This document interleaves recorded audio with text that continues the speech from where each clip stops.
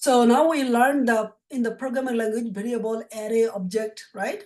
Also we use the conditional statement. Conditional statement is simple, right? In human life, while if you go to school, right, you should get the grade.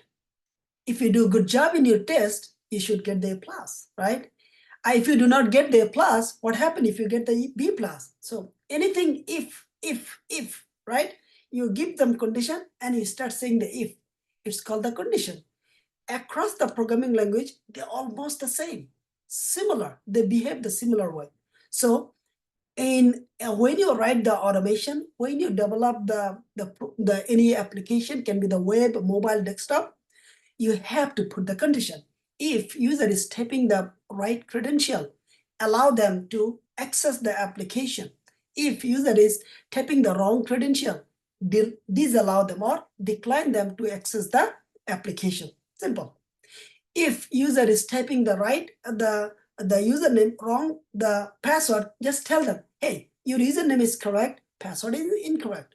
If user is typing the both incorrect and the system to tell your both information is incorrect.